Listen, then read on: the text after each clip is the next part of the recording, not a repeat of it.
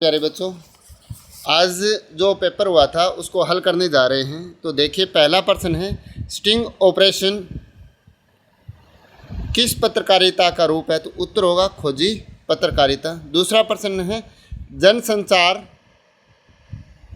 के आधुनिक माध्यमों में सबसे पुराना माध्यम कौन सा है? तो उत्तर होगा मुद्रित या प्रिंट माध्यम। अगला प्रश्न है भाषा की ध्वनियों को जिन लेखन चिन्हों में लिखा जाता है उसे लिपि कहा जाता है। एक सीमित क्षेत्र में बोले जाने वाली भाषा के स्थानीय रूप को बोली कहा जाता है। एक गीत शीर्षक किस संग्रह से लिया गया है? तो निशा निमंत्रण, जो हरिवंश राय बच्चन का है। कवितावली किस कवि की रचना है? तो तुलसीदास की है। छोटा मेरा खेत कविता में कवि को चौकोर खेत किसकी तरह लगता है? तो कागज के पन्ने के समान लगता है। भगतिन का असली नाम क्या था? तो लक्ष्मी या लक्ष्मी था। भगत जी बाजार चौक में क्या बेचते थे? तो चूरन बेचते थे। अगला प्रश्न है लोक प्रचलित विश्वास और विज्ञान के द्वंद्वों का सुंदर चित्रण किस पाठ में हुआ है? तो काले मेघा पानी दे में। श्रम विभाजन और जाति प्रथा पाठ किसके भाषण का हिंदी रूपांतरण है? तो भीमराव अंबेडकर का। जो हुआ होगा जुमले में क्या बहुनीत है? ज्यों का त्यों स्वीकार कर लेने का भाव। वाई.डी. पंत का पूरा नाम क्या है? तो यशोधर पंत है। पाठशाला में लेखक की मित्रता किसके साथ हुई? जूझ पाठ के आधार पर बताना है। तो उत्तर होगा बसंत पाटिल। दुनिया के सबसे दो नियोजित शहर माने जाते हैं तो मोहनजोदड़ो और हड़प्पा। जूझ पाठ के लेखक का नाम है आनंद यादव। अगला प्रश्न है शब्द की जिस शक्ति से किसी शब्द के साधारण लोक प्रचलित अथवा मुख्य अर्थ का बोध होता है तो उसे अभिधा शब्द शक्ति कहते हैं। क्या कहते हैं? अभिधा शब्द शक्ति कहते हैं। नरेश तो बेल है तो यहाँ कौन सी शब्द शक्ति होगी? लक्षणा शब्द शक्ति होगी। पानी गए न उबरे मोती मानस चून, तो पानी शब्द में कौन सा अलंकार है? तो उत्तर होगा श्लेष अलंकार। कौन सा होगा? श्लेष अलंकार। जब किसी व्यक्ति के एक अर्थ में कहे गए शब्द या वाक्य का कोई दूसरा व्यक्ति जानबूझकर दूसरा अर्थ कल्पित करे तो वहाँ वक्रोक्ति अलंकार होता है। कौन सा होता है? वक्रोक्ति अलंकार होता है। वक्रोक्ति।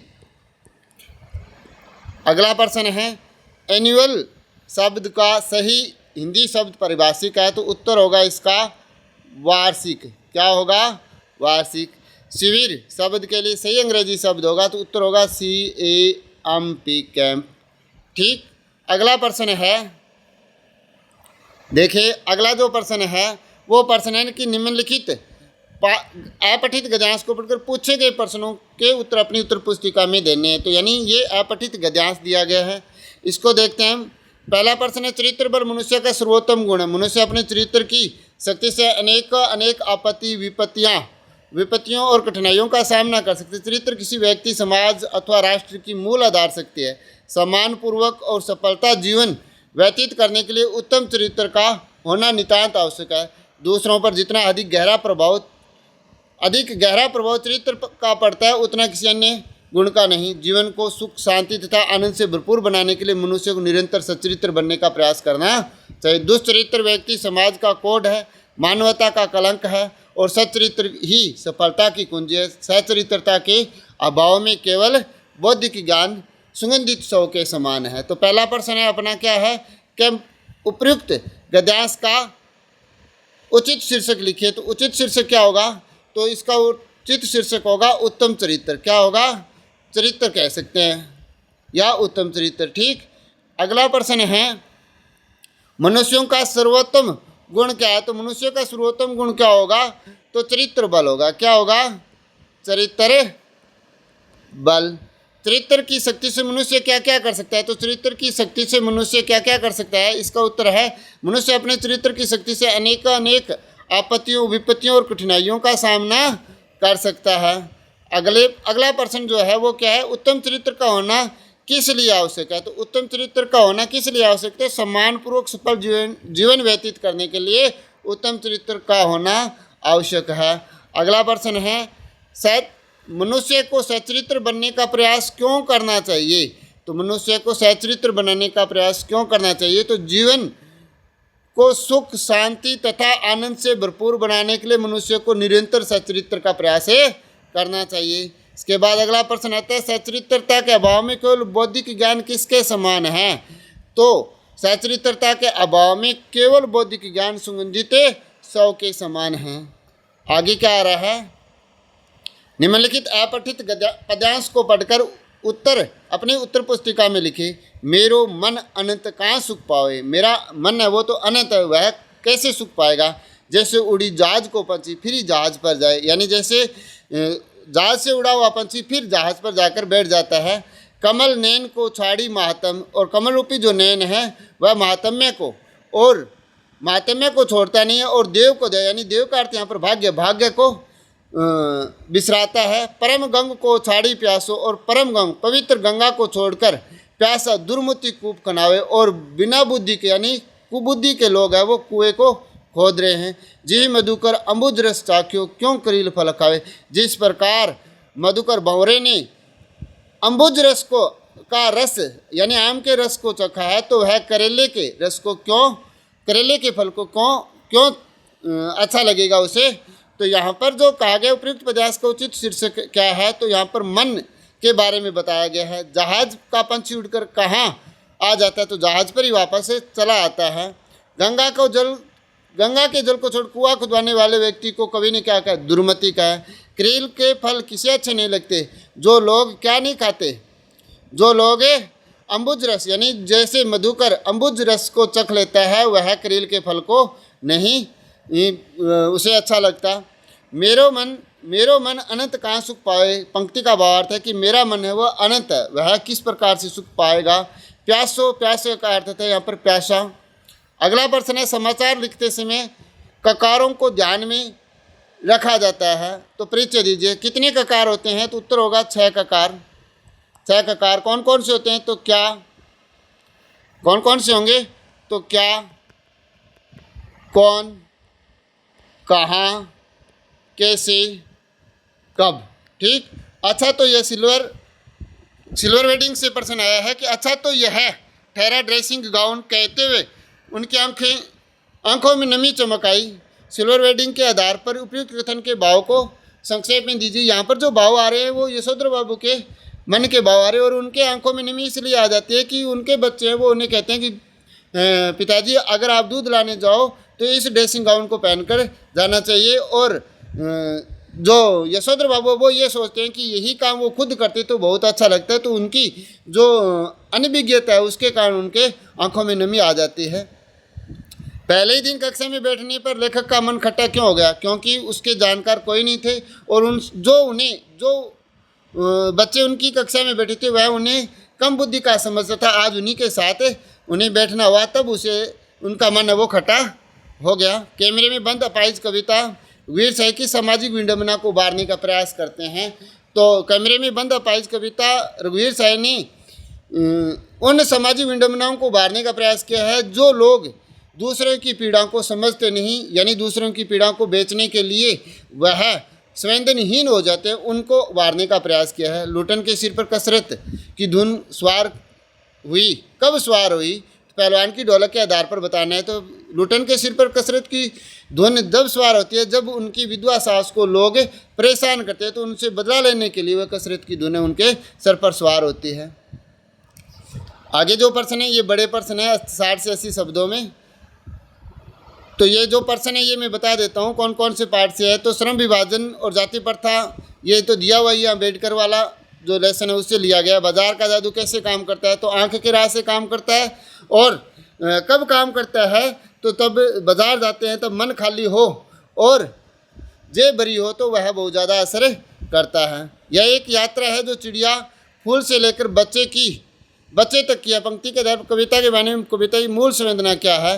तो यह यात्रा जो बताई गई है वह कविता के बारे में बताई गई। भी कविता कहाँ तक समर्पित है उसके बारे में बताया कि कविता कहाँ तक चली जाती है। किस भी किसान कुल छंद में तुलसीदास जी के अनुसार पेट की ज्वाला का समाधान क्या बताया गया है? तो ये जो है इसमें पेट की ज्वाला का समाधान तो सीधा एक शब्द में उत्तर लिखेंगे तो उत्तर होगा राम रूपी घनश्याम से आएगा, लेकिन यहाँ पर 60 शब्दों में लिखा गया है तो इसका अर्थ लिखकर हमें लिखेंगे।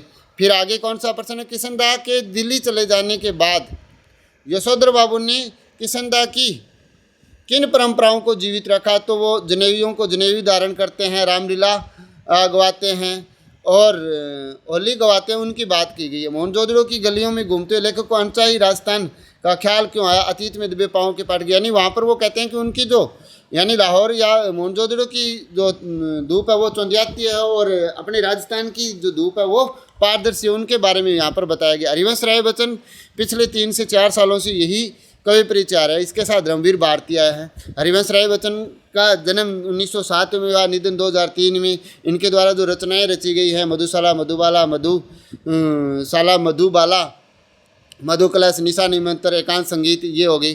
फीचर कितने प्रकार के होते हैं समझाइए। सूचनाओं के प्रमुख स्रोत कौन कौन से होते हैं? तो हमने इसके जो उत्तर दिए हुए हैं वो क्या होंगे? जैसे सूचनाओं के प्रमुख स्रोत तो कौन से हो जाते हैं? जैसे इंटरनेट माध्यम हो गया, सोशल मीडिया, इनके बारे में हम कह सकते हैं। जैसे मुद्रित माध्यम है, इलेक्ट्रॉनिक माध्यम हो गया और इंटरनेट माध्यम हो गया। अगला प्रश्न, निम्नलिखित पद्यांश की सहप्रसंग व्याख्या कीजिए। तो वहाँ लक्ष्मणी, ये जो पद्यांश है वो कहाँ से आया है? यह है लक्ष्मण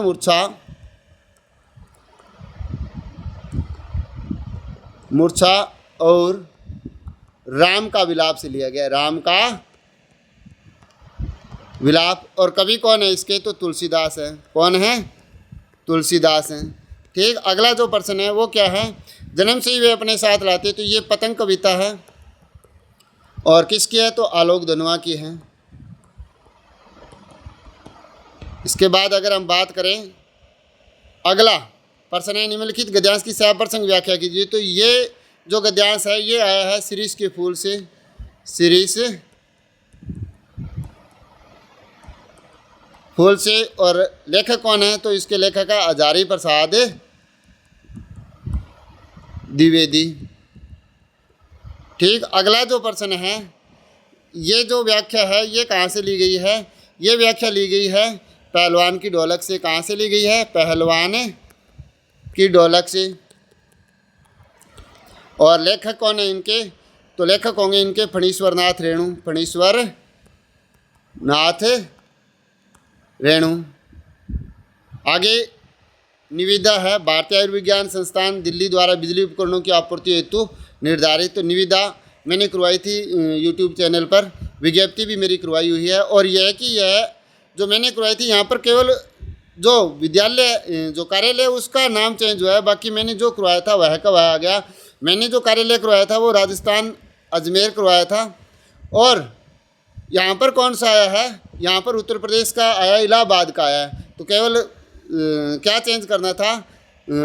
जो एड्रेस है यानी पता वही चेंज करना था, बाकी वैसे की वैसी ही लिखनी थी। तो पाठ्य पुस्तक विक्रेताओं को बोर्ड कार्यालय में पंजीयन हेतु मैंने करवाई थी। ये निबंध आगे, वैवाहिक उत्सव में बढ़ता दिखा हमारे बुजुर्ग हमारी धरोहर, मेरा पहला शैक्षणिक भ्रमण, बढ़ती सड़क दुर्घटनाएं और कांड। ये था कक्षा 12 का जो पेपर है वह है।